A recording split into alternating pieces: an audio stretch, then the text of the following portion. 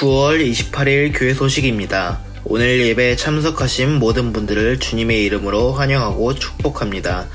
우리 밝은 교회는 성경적인 교회인 신약교회 회복을 위해 영혼을 구원하여 제자 삼는 교회의 존재 목적으로 품고 있습니다.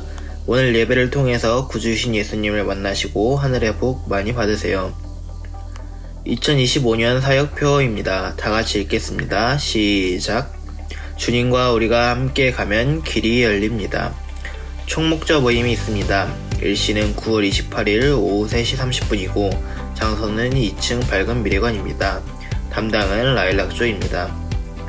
목자 연합 수련회에 신청하세요. 신청 기간은 오늘까지이고 일시는 11월 7일 금요일부터 8일 토요일까지입니다. 장소는 명일동 아름다운 교회이고 신청은 각 조장에게 합니다. 담당은 최병기 목사님입니다. 추석 연휴 자유 새벽 기도회가 있습니다. 기간은 10월 6일 월요일부터 9일 목요일까지입니다. 교회에 자유롭게 오셔서 기도하시면 됩니다. VIP 초청을 위한 저녁 세겹줄 기도회가 있습니다. 일시는 10월 20일 월요일부터 24일 금요일까지이고 주제는 주님 영혼들을 구원하여 주시옵소서입니다. 로비에 있는 신청서를 작성하여 조를 선택합니다. 담당은 최병기 목사님입니다. VIP와 함께하는 미니 콘서트가 있습니다. 일시는 10월 25일 토요일 오후 4시이고 가수는 일기예보 아들 엔터교회 박영열 목사님입니다. 담당은 최병기 목사님입니다. 예배 회복이 신앙의 회복입니다. 주일연합 예배 전도서 시리즈 2 보람있는 삶을 살려면 수요 예배 밝은 영성의 삶 시리즈 영성의 삶의 꽃 순종 설교 동영상을 보며 말씀의 삶을 살려고 노력합니다. 설교 동영상으로 VIP와 결석한 모원을 섬깁니다.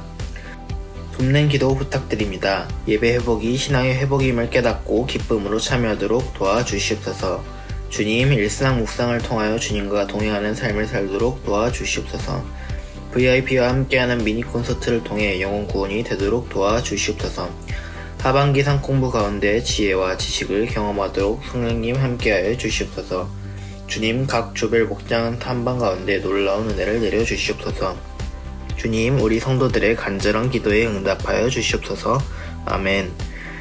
교회 청소 섬김 목장입니다. 9월 27일은 선암 목장, 10월 4일은 미얀마 목장에서 섬겨주시겠습니다. 교회 중식 섬김 목장입니다. 9월 28일은 작은 교회 목장, 10월 5일은 대학원 목장에서 섬겨주시겠습니다. 항상 교회를 섬겨주시는 밝은 교회 가족들이 자랑스럽습니다. 암송 구절입니다. 다 같이 읽겠습니다. 시작. 사람에게는 먹는 것과 마시는 것, 자기가 하는 수고에서 스스로 보람을 느끼는 것, 이보다 더 좋은 것이 없다. 전도서 2장 24절 말씀. 아멘.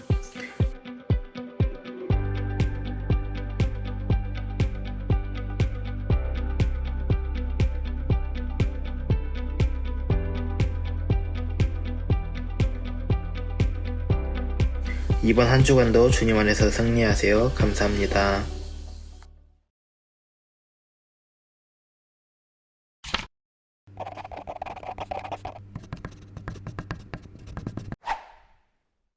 금요일날 여러분들이 아시는 전유성이라고 하는 사람이 사망했습니다. 그래서 오늘 발인을 한다고 그러는데 이 사람이 이제 그 장례식장을 이제 TV에서 이렇게 방영해주고 유튜브에서도 이렇게 보여주는 것을 제가 이제 쫙 봤는데 전유성이라는 사람이 이제 70 중반인데 일찍 죽었어요. 이 사람은 굉장히 우리나라 연예계에서는 대단한 사람이었고 책을 19권 정도 썼다고 그러더라고요. 그러니까 지식적으로도 있고 원래 방송 작가로 시작했다고 그래요. 그러다가 이제 우리나라의 개그라는 말을 처음으로 만들었던 사람이기도 합니다.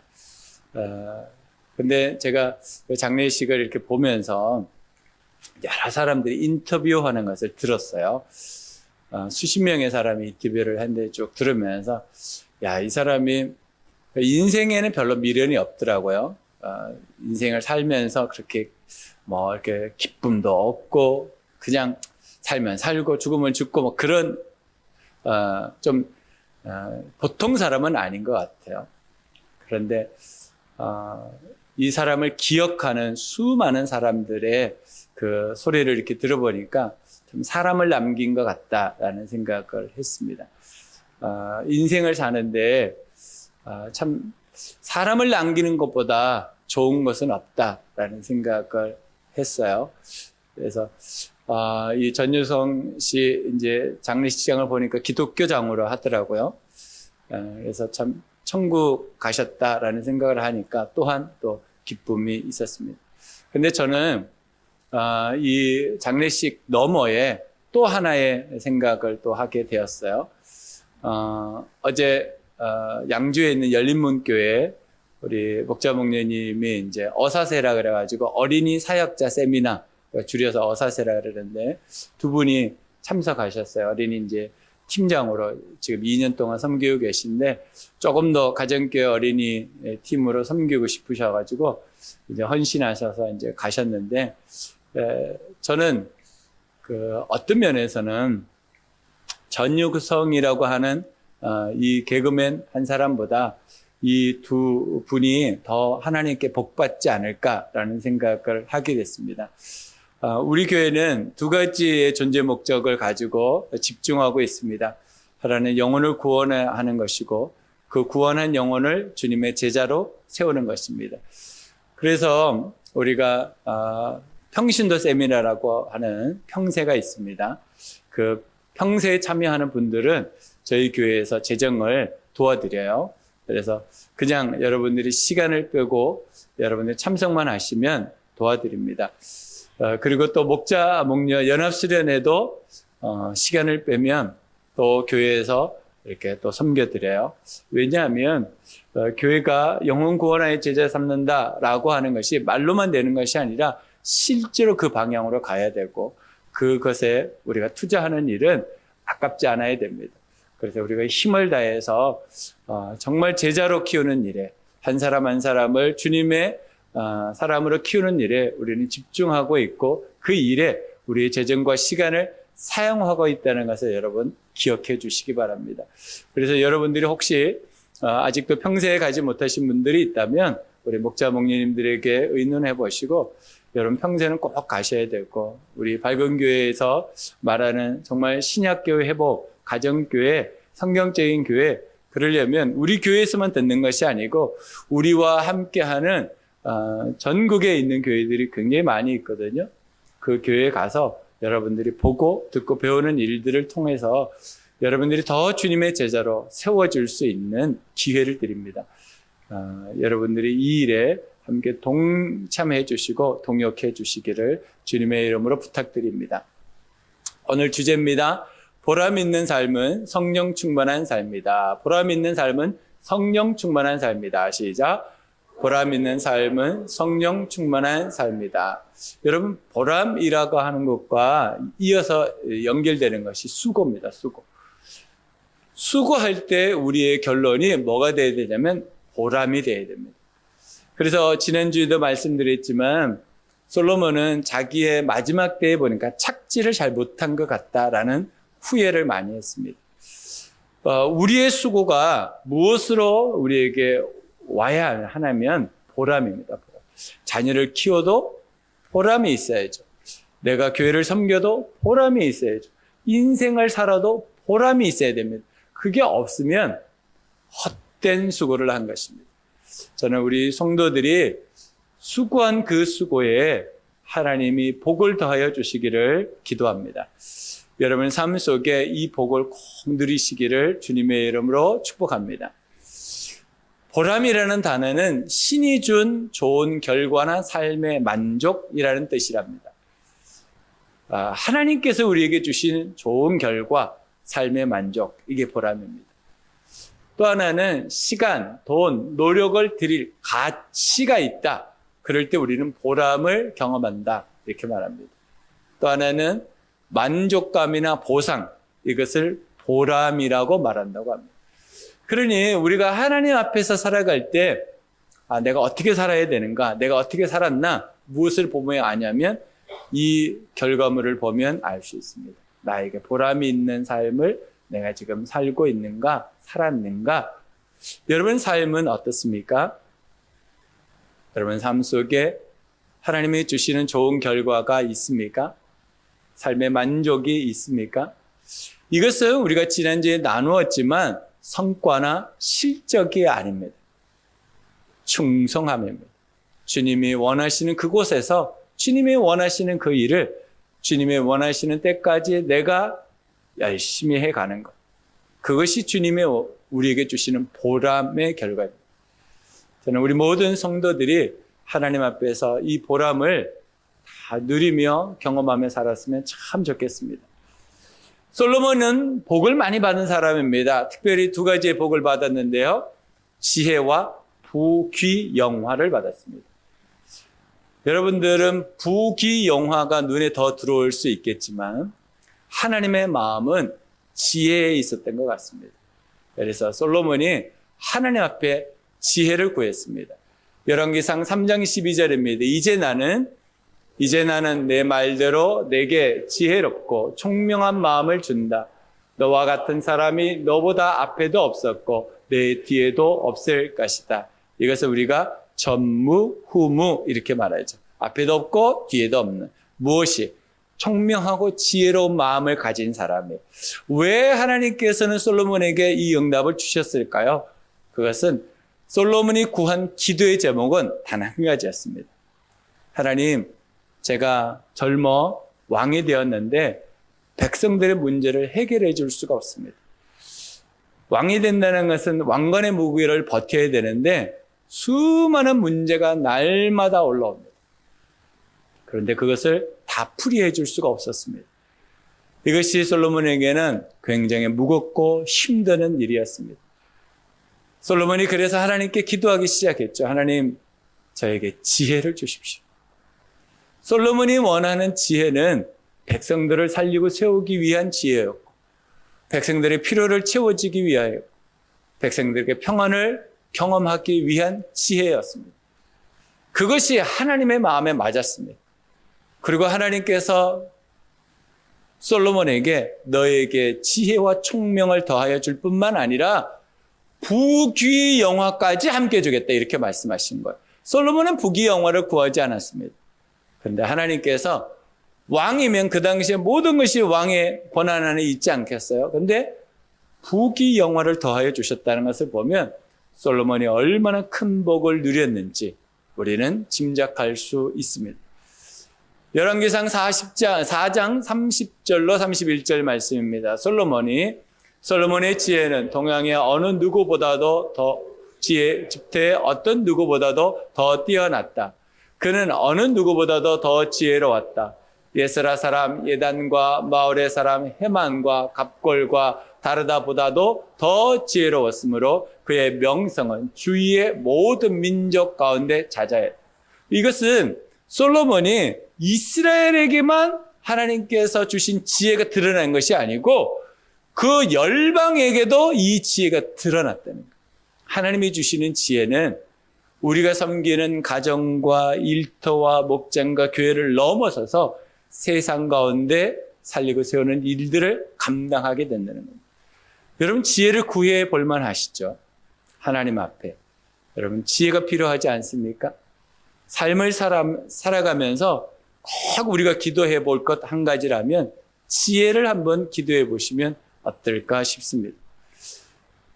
열왕기상 4장 34절입니다. 솔로몬에게 있었던 또 지혜인데요. 그래서 그의 지혜에 관한 소문을 들은 모든 백성과 지상의 모든 왕은 솔로몬의 지혜를 들어서 배우려고 몰려왔다. 솔로몬의 초기 기도의 응답이 이렇게 놀러왔다는 것. 근데 이 지혜가 얼마나 넓게 사용됐는지 한번 보겠습니다. 열왕기상 4장 32절 33절입니다. 그는 3,000가지의 자문을 말하였고 1,005편의 노래를 지었고 레바논에 있는 백항목으로부터 벽에 붙어서 사는 우슬초에 이르기까지 모든 초목을 놓고 논할 수 있었고 짐승과 새와 기어다니는 것과 물고기를 두고서 가릴 것 없이 논할 수 있었다.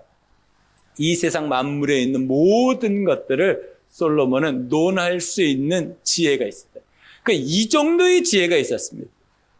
이 지혜는 하나님이 주신 것. 그런데 이 솔로몬이 이 지혜가 얼마나 대단했던지 수많은 사람들이 지혜를 얻기 위해서 재물을 가지고 이 조그마한 이스라엘에 조공을 바쳤다는 거예요. 이게 놀라운 일입니다. 조공은 누구에게 바쳐요? 강한 나라. 우리나라는 조공을 바쳤죠. 중국에다가. 소국이었기 때문에. 그런데 솔로몬의 그 나라는 진짜 조그만 나라였습니다. 그런데 강하고 큰 나라들이 이스라엘에 조공을 바쳤다. 왜요? 지혜 때문에. 솔로몬이 지혜를 얻고 난 다음에 바로 기록되는 것이 열왕기상 3장에 있는 하나의 이야기입니다. 이 이야기는 솔로몬이 첫 번째 재판 내용인데요. 솔로몬이 지혜가 얼마나 있었는지를 하나님이 보여주시는 장면입니다. 한 가정에 두 가정이 있었습니다. 한 집안에 두 가정이 살았는데 똑같은 때에 아이를 낳았습니다.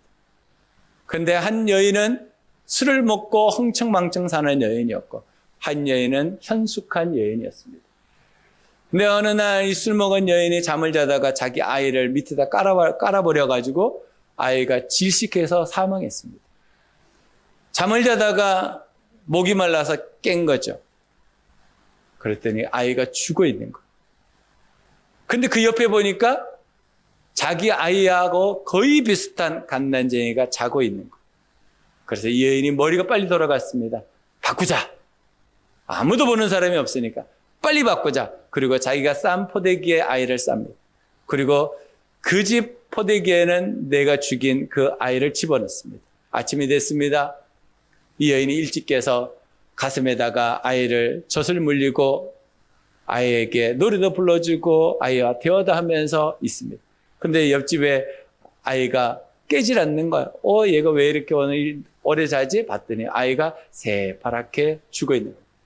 차가운 시신이 되어 있는 거예요. 그런데 가만히 보니까 내 아이가 아니었어요. 그런데 돌아보니까 저 옆에 젖이 물려져가지고 젖 먹고 있는 애가 내 아이였던 거죠. 그런데 문제는 바꾸치기 한 것을 아무도 본 사람이 없다는 거예요. 증인이 없다는 거예요, 증인. 그래서 두 여인의 말싸움이 시작됐고 이게 더 큰 싸움이 되었습니다. 그런데 난제 중에 난제, 본 사람이 없으니 이것을 풀어줄 수 있는 사람이 없었던 거예요. 그래서 저 지방에서부터 이 일이 계속 올라와서 솔로몬 왕에게까지 올라온 겁니다. 그래서 솔로몬 왕에게 얘기를 하는 거예요. 임금님, 이런 난제가 있는데 이걸 어떻게 할까요? 그 두 여인이 아이를 안고 들어옵니다. 한 엄마는 죽은 아이의 시체를, 한 엄마는 살아있는 아기를 안고 들어옵니다. 사람들이 지켜본 거죠. 솔로몬이 얼마나 이 문제를 해결할 수 있을까. 솔로몬의 얘기를 들어보니까 난감한 거예요. 지금은 CCTV라도 있지. 누구도 이것을 풀지 못하는 거예요.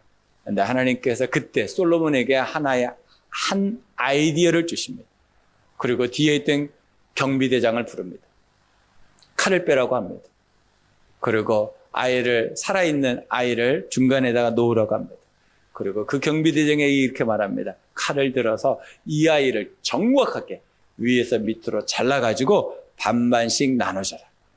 이거는 이렇게 할 수밖에 없다라고 해서 경비대장도 이건 말도 안 되는. 근데 임금이 시키니까 어떻게 하겠어요? 칼을 빼가지고 진짜 위에서부터 밑으로 정확하게 잘라서 주려고 칼을 딱 내리치는데 이쪽 시체를 안고 있는 엄마가 팍 달려드는 거예요. 그리고 그 아이를 안습니다. 그리고 이렇게 말합니다. 임금님, 제가 거짓말했습니다. 제가 속였습니다. 제가 잘못했습니다. 제가 나쁜 엄마입니다. 내가 죽여놓고 이걸 면피하려고 이렇게 했습니다. 사람들이 그 장면을 보면서 이렇게 말하는 거야. 야, 우리 임금님 이렇게 일을 해결하시네? 저 나쁜 엄마 애기를 죽여놓고 남의 집 애기를 자기 애기라고 이렇게 일을 벌려놓고 저 여자는 감옥에 집어넣어야 된다고. 그런데 솔로몬 왕은 다른 결과를 이야기합니다.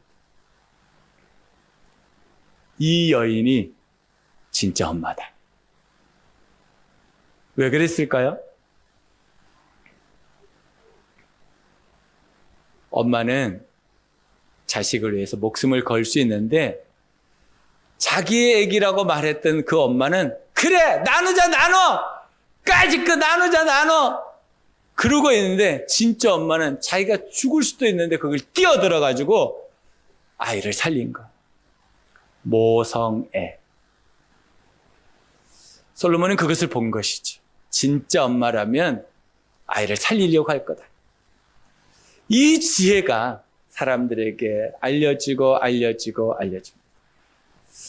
여러분, 지혜는 살리고 세우는 겁니다. 하나님이 솔로몬에게 주신 그 지혜로 모든 사람들이 감복하고 야 우리 임금님 최고다. 정말 하나님이 주신 지혜구나 라고 말했다는 옛날 이야기입니다. 전도서 2장 26절입니다.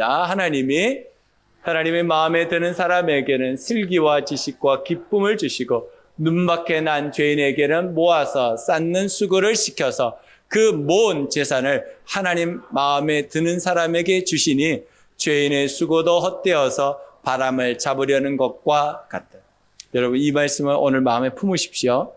여러분의 것으로 품으십시오. 무슨 말씀이냐면 솔로몬이 이렇게 말하는 거예요. 자기 인생을 가만히 보니까 자기가 열심히 해서 부귀영화를 쌓았잖아요. 근데 그게 누구께 되더라는 거예요. 다른 사람께 되는데 그 사람이 어떤 사람이에요? 하나님의 마음에 든 사람에게 그 재물이 가더라는 거예요. 그러니까 자기 인생에서 부귀영화를 하나님 복으로 주셨는데 그게 자기께 안 되더라는 거예요. 왜 그랬을까요? 솔로몬은 죄인이었기 때문에. 여러분 이 세상에 수많은 부자들이 있습니다. 그런데 그 사람들이 왜 열심히 일해요? 하나님의 마음에 든 우리한테 주려고. 그러니까 오늘 여러분 2장 26절을 마음에 진짜 품으시고 여러분들이 할 건 딱 하나입니다. 여러분 열심히 돈 번다고 돌아다닐 필요 없어요. 뭐만 하면 되냐면 하나님의 마음에 들기만 하면 됩니다. 그러면 저 사람을 열심히 수고하게 시켜. 이 사람을 열심히 일하게 시켜. 밤낮도 없이 잠도 못 자게 일을 시켜. 그것을 누굴 줘요? 마음에 든 우리에게 주십니다. 여러분 이런 말 혹시 들어본 적 있지 않습니까? 살만하니까 가네. 이제 살만하니까 가네. 그런 얘기 들어보셨어요? 그 얘기가 이 얘기입니다. 열심히 일해가지고 쌓아가지고 노년에 여행 다니려고 막 벼르고 있었는데 하나님 딱 불러가 버리시더래요. 여러분 모은 거 여러분 거 아닙니다. 하나님의 마음에 드는 사람한테 줄 거예요. 그러니까 여러분 정말 지혜 있는 사람은 어떻게 사냐면 하나님의 마음을 품고 하나님의 뜻대로 살아가는 사람입니다. 그 사람에게 복을 주신다고 약속하시는 거예요. 저는 이 복이 우리 성도들에게 꼭 경험되어지기를 주님의 이름으로 축복합니다. 그럼 어떻게 보람 있는 삶, 그 성령 충만한 삶을 살 수 있을까요? 첫 번째, 방향을 올바르게 바라봅니다. 방향을 올바르게 바라봅니다. 시작. 방향을 올바르게 바라봅니다. 20절입니다. 세상에서 애쓴 모든 수고를 생각해 보니 내 마음에는 실망뿐이다. 솔로몬이 이렇게 고백하는 거예요. 수고했어요. 애를 썼어요. 밤잠도 못 자고 고생했어요. 그런데 이 수고가 헛된 거였다는 거예요. 그러니까 자기 인생의 40년을 뒤돌아보니까 실망밖에 없는 거예요. 왜 그랬을까요? 하나님의 뜻대로 하지 않았기 때문에. 하나님의 마음에 드는 짓을 하지 않았기 때문입니다. 아버지 다윗을 통해서 들었던 말이 있잖아요. 너는 하나님의 마음을 품고 살아라. 그러면 너의 자손들에게 대대로 이 왕권을 내가 주겠다. 하나님의 마음을 품는 거였어요. 그런데 솔로몬은 그것을 잊어버렸어요. 그리고 자기의 지혜인 줄 알고 살았습니다. 부귀영화가 차고 넘쳤습니다. 창고를 짓고 지어도 부족할 정도로 많은 부귀영화를 누렸습니다. 그러나 그것이 누구께 됐다고요? 남에게 됩니다. 여러분, 우리가 정말 지혜로운 사람이 되고 하나님 앞에서 보람 있는 삶을 살려면 방향이 정확해야 됩니다. 방향이 정확하지 않으면 다시 돌아와야 됩니다. 여러분, 길 잘못 들어가 보신 적 있죠? 어떻게 해야 돼요? 계속 가면 됩니까? 돌아서 나와야죠. 방향이 올바라야 됩니다. 우리가 가는 방향이 올바를 때 하나님은 우리를 통해서 하늘의 복을 경험시켜 주신다는 것. 우리의 방향은 어떤 방향입니까? 같이 읽어볼까요? 영혼을 구원하여 제자 삼는 삶. 이게 우리 방향입니다. 이 방향을 잃어버리면 우리 교회는 표류하게 될 겁니다.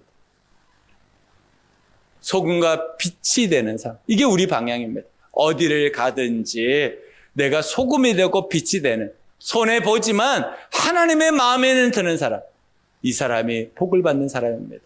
마지막으로 살리고 세우는 삶입니다. 이게 우리 방향입니다.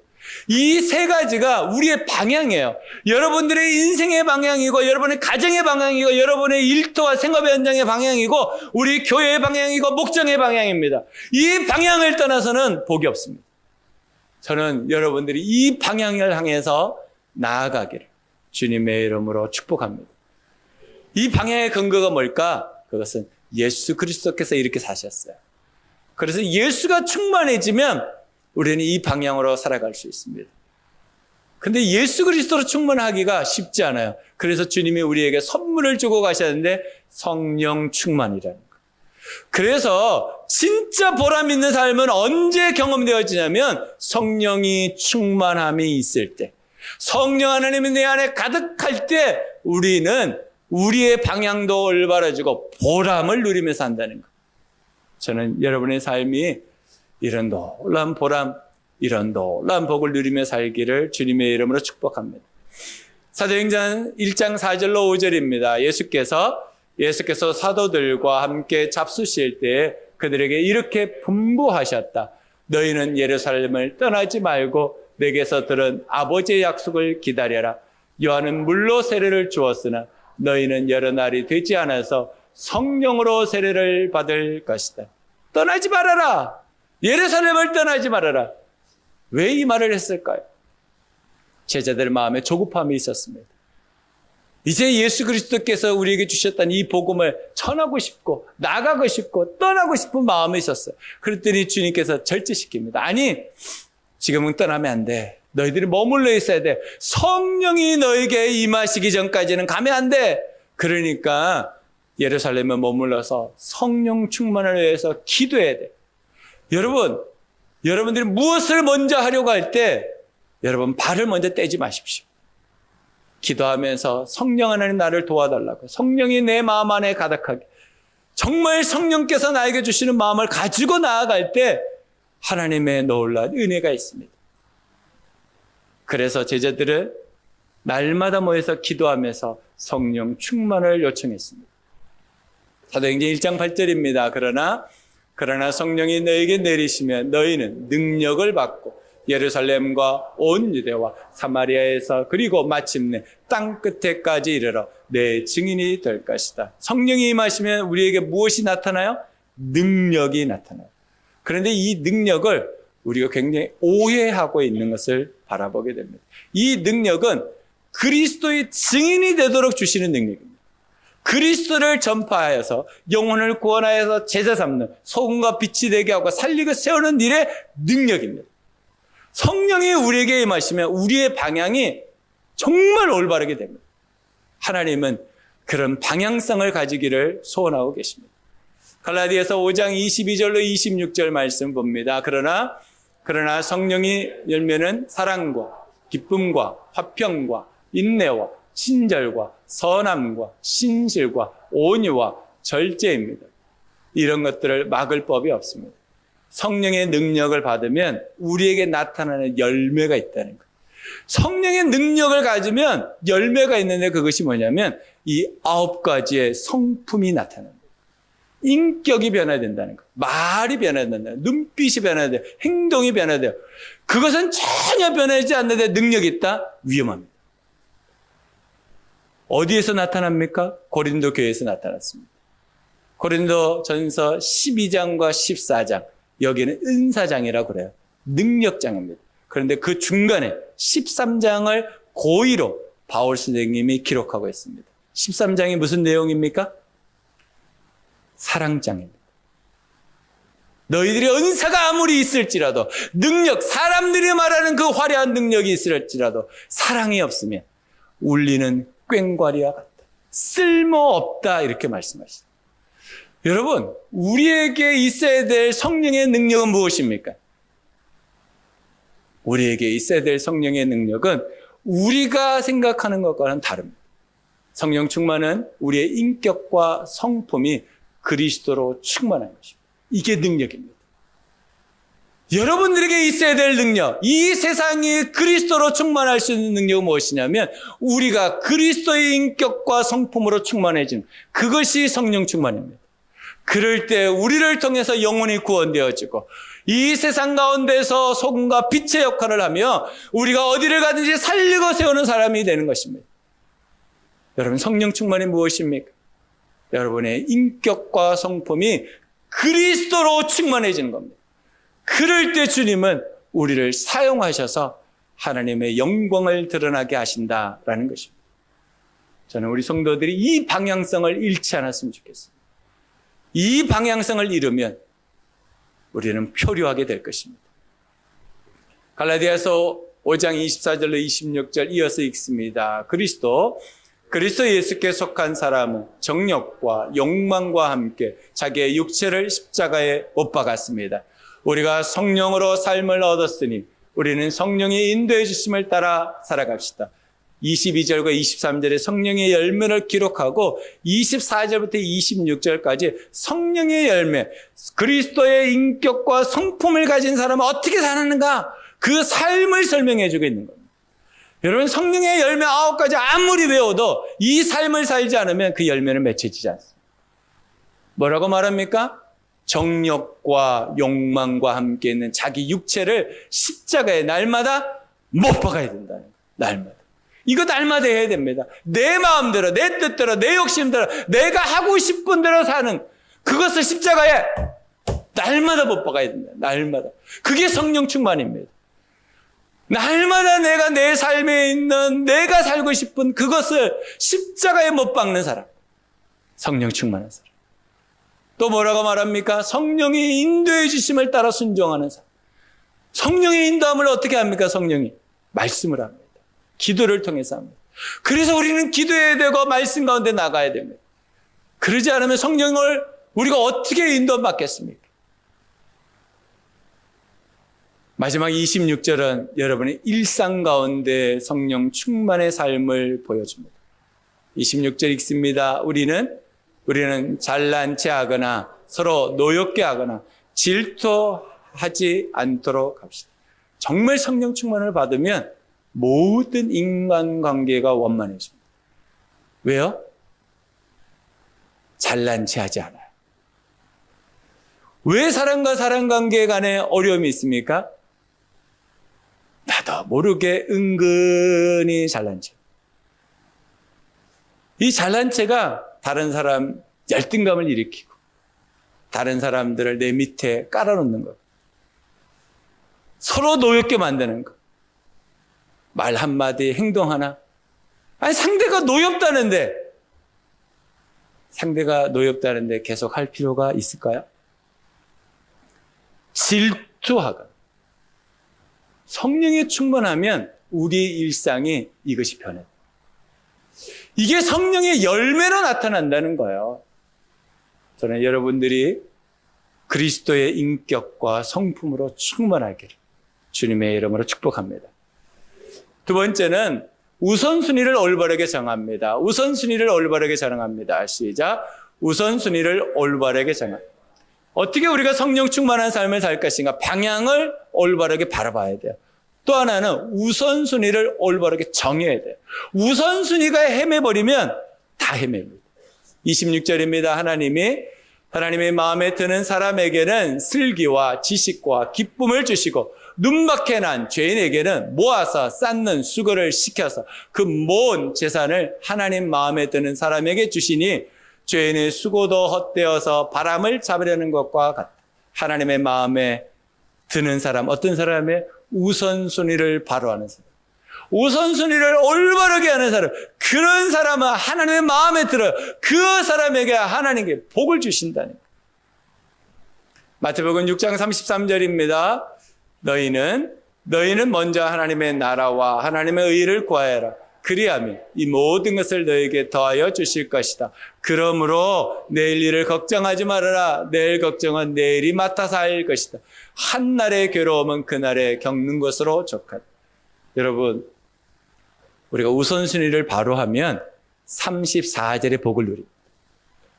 내가 우선순위, 하나님의 나라와 하나님의 뜻을 내 마음에 품고 그렇게 살아가면 34절, 내일 걱정이 없어져요. 여러분, 내일 걱정이 얼마나 많습니까? 하나님의 우선순위가 나에게 품어집니다. 걱정이 사라집니다. 해볼만 하지 않겠어요? 걱정하고 사시는 것보다 걱정하지 않고 사는 것이 더 좋지 않겠습니까? 제가 지난주 목요일 날 군포에 있는 은광교회를 방문하게 됐습니다. 이 교회 담임 목사님이신 조근호 목사님은 가정사역원의 초대 원장님으로 섬기셨던 분입니다. 근데 이분의 그 일대기를 제가 좀 알고 만나야 되겠다 싶어서 이분이 유튜브에 올려놓은 간증이 4편이 있습니다. 그래서 그 4편을 제가 다 들었어요. 다 듣고 이제 찾아갔죠. 근데 그 간증 내용 중에 하나가 있습니다. 이분이 30대 이제 초중반에 개척을 이제 하려고 장소를 이렇게 알아봤는데 부천 쪽에 딱 장소가 나온 거예요.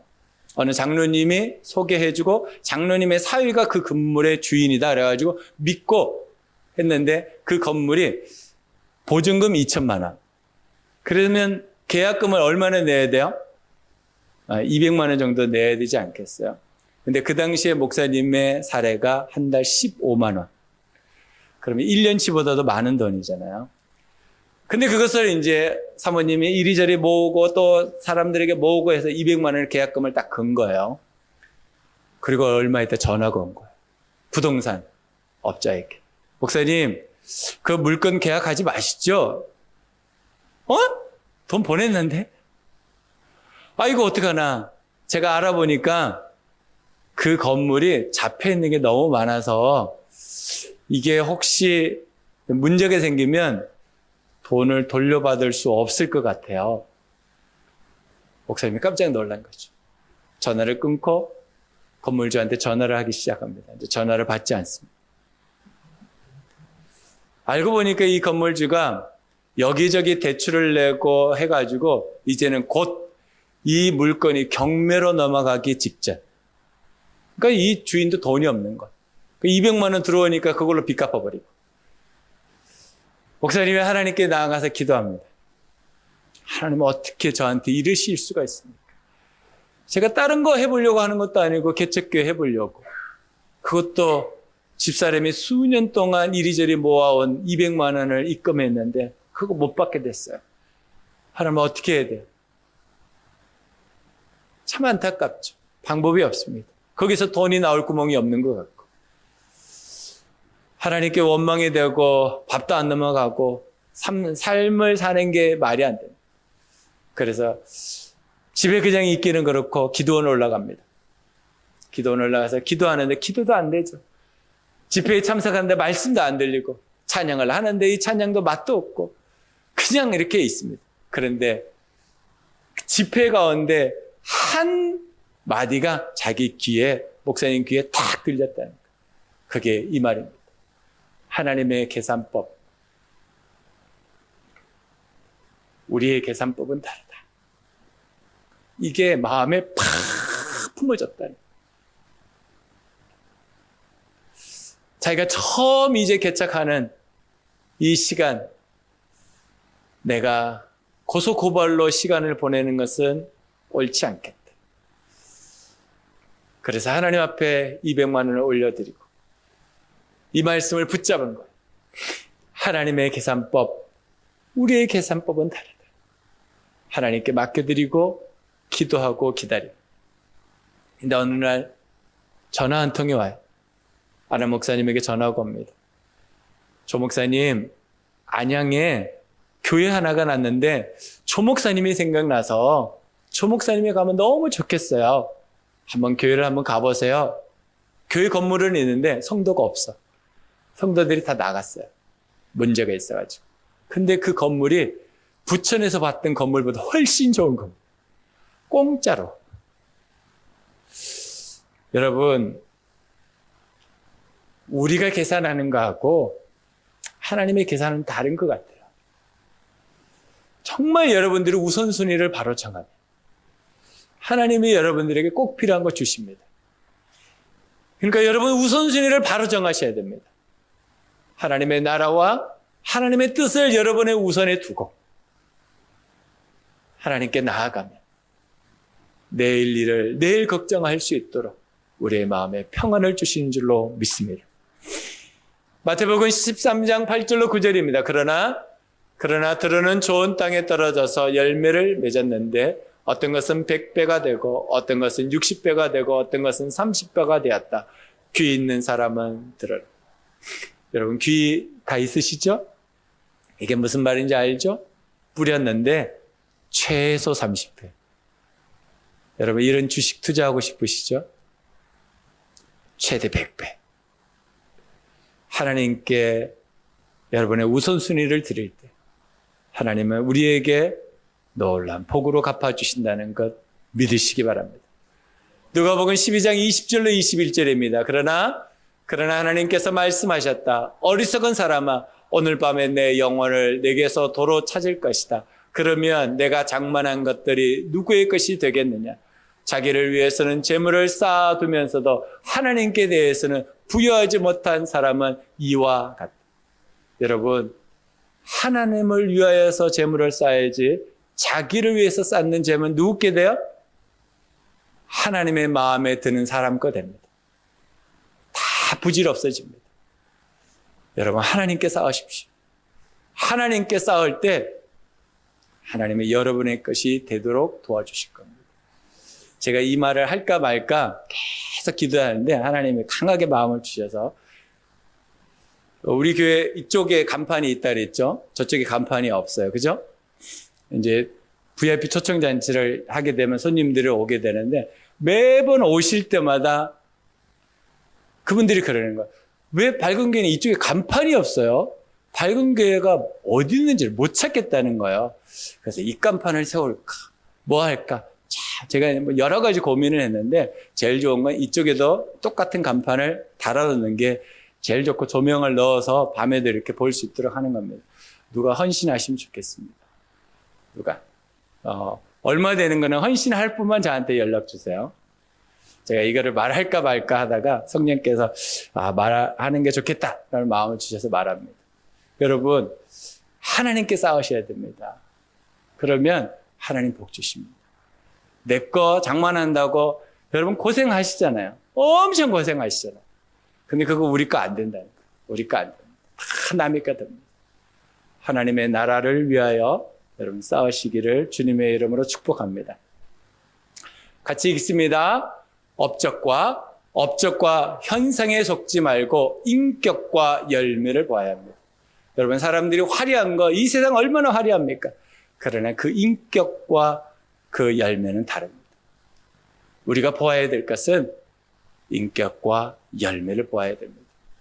데살로니가전서 2장 3절로 4절입니다. 우리의 권면은 잘못된 생각이나 불순한 마음이나 속임수라는 것이 아닙니다.